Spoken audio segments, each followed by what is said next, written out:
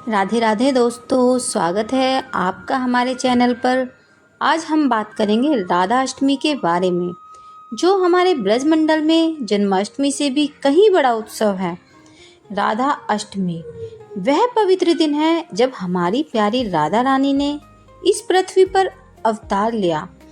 आज के वीडियो में हम आपको बताएंगे कि राधा अष्टमी का उत्सव कैसे मनाया जाता है, इसके महत्व के बारे में, और साथ ही जानेंगे कुछ विशेष व्रत विधियों के बारे में जो इस दिन को और भी खास बना देती है। तो चलिए इस दिव्य उत्सव की शुरुआत करते हैं। राधा अष्टमी का उत्सव ब्रजमंडल में अत्यधिक श्रद्धा और प्रेम से मनाया जाता है। यह उत्सव विशेष रूप से राधा रानी के जन्म के उपलक्ष्य में मनाया जाता है, जो कि सूर्योदय के समय प्रकट हुई थी। ब्रजवासियों का मानना है कि राधा रानी और श्री कृष्ण का प्रेम ही ब्रह्मा और परमात्मा का सबसे उच्च रूप है।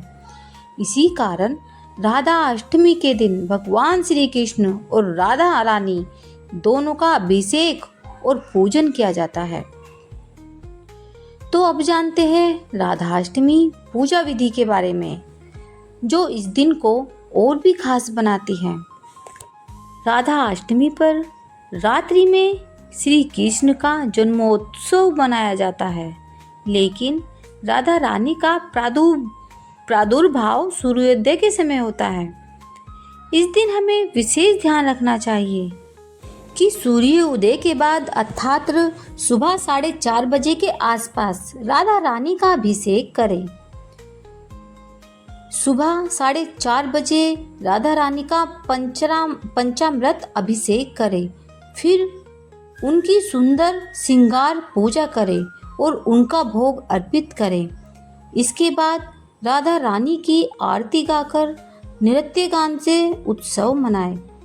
पूरे दिन फलाहार रखें और विशेष व्यंजनों का भोग अर्पित करें। अंत में 1000 कमल के फूलों से राधा रानी के चरणों की पूजा करें। याद रखें, उत्सव में भाग लेने का सही तरीका है मन और तन को एक साथ शुद्ध रखना। राधा अष्टमी के दिन व्रत रखने से आलस्य और नकारात्मक भाव दूर होते हैं और हमारी ऊर्जा पूरी तरह से उत्सव में समाहित हो जाती है। राधा रानी का जन्म जब हुआ तो यह माना जाता है कि वह भगवान कृष्ण से कुछ समय बाद प्रकट हुई थी। यह भाव भी शास्त्रों में मिलता है कि राधा रानी श्री कृष्ण से 1 साल बड़ी हैं और फिर भी उनका प्रेम और भक्ति दोनों एक दूसरे से अभिन्न है। जब ठाकुर जी की महिमा राधा रानी के बिना अधूरी सी लगती है, तो राधा रानी की उपासना से हमें उनके प्रेम की प्राप्ति होती है। राधा अष्टमी के दिन विशेष ध्यान रखना चाहिए। व्रत और पूजा में पूरी श्रद्धा और मनोभाव से भाग लें। व्रत का उद्देश्य यह नहीं कि हमें कोई फल मिले, बल्कि यह है कि हम राधा रानी के प्रेम में रंग जाएं और उनका दिव्य आशीर्वाद प्राप्त करें।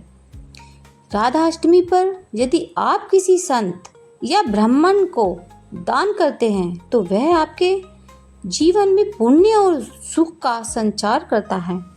तो भक्तों, राधा अष्टमी का दिन हमारे लिए सिर्फ एक पर्व नहीं, बल्कि एक दिव्य अवसर है राधा रानी का। राधा रानी के प्रेम में रंगने और उनकी भक्ति में लीन होने का।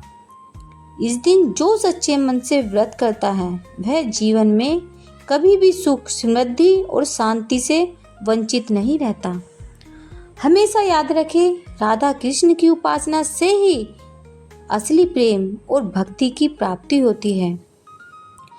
अगर आपको यह वीडियो पसंद आया हो तो कृपया इसे लाइक और शेयर करें, ताकि इस दिव्य उत्सव का संदेश और अधिक लोगों तक पहुंच सके। और हाँ, यदि आपने अभी तक हमारे चैनल को सब्सक्राइब नहीं किया है, तो कृपया सब्सक्राइब करें और बेल आइकन दबाइए, ताकि राधाष्टमी जैसे और भी पवित्र वीडियो आप तक पहुंचते रहे। आपकी राधा रानी और ठाकुर जी के प्रति श्रद्धा हमेशा बनी रहे, यही हमारी शुभकामनाएं हैं। राधे राधे।